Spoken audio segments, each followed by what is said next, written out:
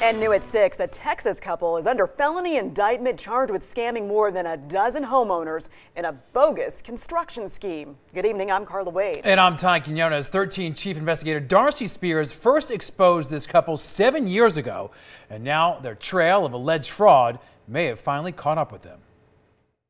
Many people we talked to back in 2012 said Greg and Jody Goodnight should have been behind bars then.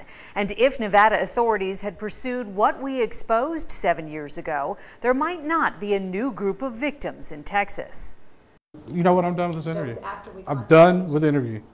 Done with the interview.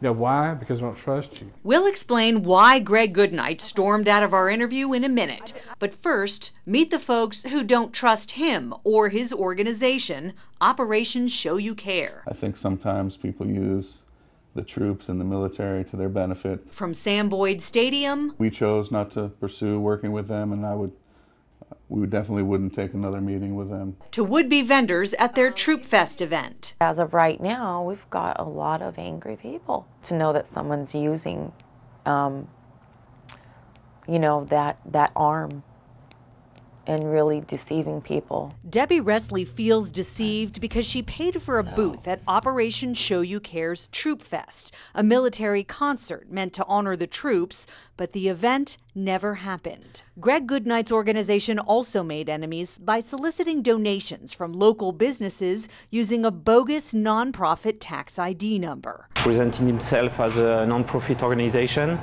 and was looking to help soldiers overseas. They were telling me that they would prepare packages that would be sent to the soldiers in Iraq or Afghanistan. 13 Investigates questioned suspected scammer Greg Goodnight 7 years ago. I'm on lots of medication. We asked why he and his wife were taking money. Should you guys be trusted? Yeah. For events and activities that never happened. What do you say to the public that thinks you guys are a scam? I have letters. I have so many different things to prove them wrong. They're just wrong, is the bottom line? Yeah. Just, you know, it's just like saying that you're a scam for being on air and that you're a scam for going after people.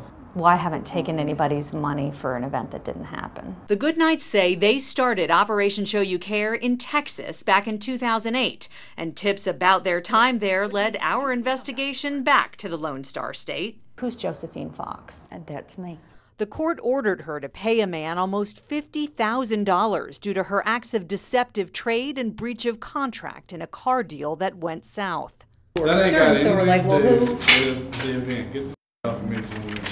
Okay. That was the fall of 2012. Just a few months later, the Goodnights surfaced again in Texas, this time as contractors operating under the name Knight Construction and Renovation. Knocking down walls, putting up drywall, remodeling kitchens, remodeling bathrooms. This was the Goodnights' office in Las Vegas.